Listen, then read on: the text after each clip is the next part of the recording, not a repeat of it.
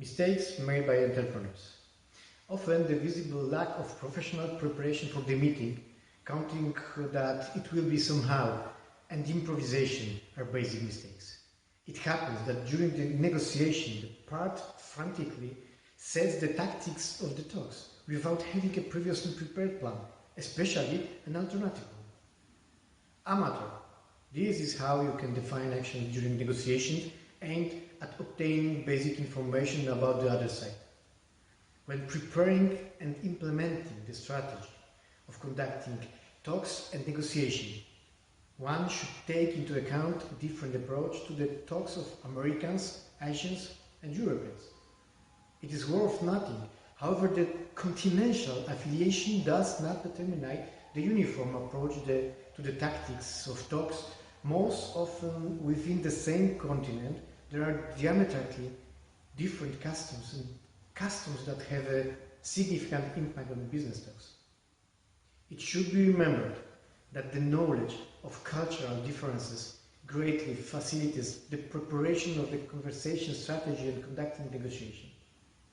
The key to success is understanding local customs, religious conditions and typical behavior.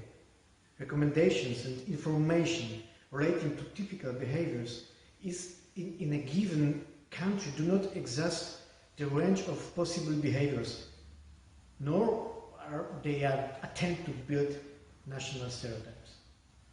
In conclusion, you should prepare an export development plan, which is a document describing the export strategy of a company that is just planning to start exporting or that intends to continue its development on export markets. In its assumption, such a document is very similar to the construction project of your dream house or garden.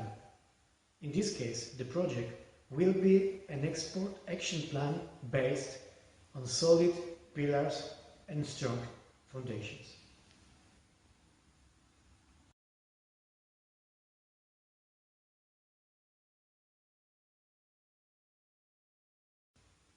Crisis is a natural phenomenon in every enterprise.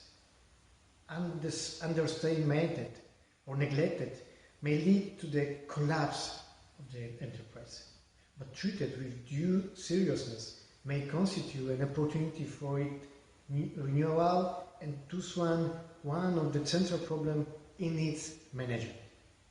The crisis forces the management of the organization to make many changes. This change must be well thought out and must effectively protect the organization against the negative effect of the crisis, while allowing the transformation of a potential threat into an opportunity for the company's development in the new reality. Therefore, when it happens, it is crucial that we are prepared for it. Do we have a strategy, an action plan, and do we know how to react? Our reaction or lack of reaction and our overreaction, all of these elements can create a new, bigger crisis. In every crisis, house comes first. Both employees and management are overwhelmed by the inflow of information. The measure of good crisis management is time. It means how quickly we get out of the crisis and develop decision-making mechanisms or information flow. Crisis teams should be appointed as soon as a crisis occurs. They should include people who have knowledge about the company, appropriate tools to control it, understand how to manage it, and are able to quickly and rationally analyze information and then make decisions based on it. The overload of information is one of the challenges that the crisis teams has to deal with. The key is to verify the information that is within his competence. The organization develops certain plans and strategies, but until approved by the leader, they have no governing power. We cannot forget about the human factor. Ignorance, fear, panic, the sense of uselessness, anxiety, uncertainty, unpredictable fear, how all those emotions are states are typical of crisis situations. It is important to maintain constant communication with employees, clearly define tasks, present a precise action plan, but most of all, communicate information in precise, calm and controlled manner. Only the information that we are sure or should be communicated, informing about unspecified plans can introduce additional chaos, which we want to avoid.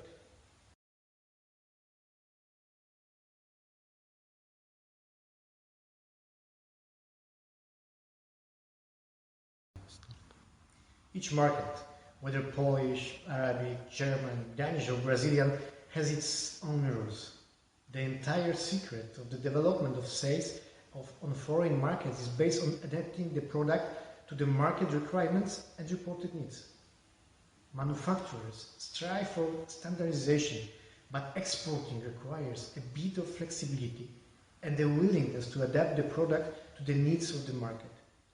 If the product does not meet the needs, it will not find a customer. Price is not everything. In export, it is more important to meet the needs of foreign markets, quick response and safe transport. Building brand awareness of foreign markets requires patience and constant striving to achieve the goal.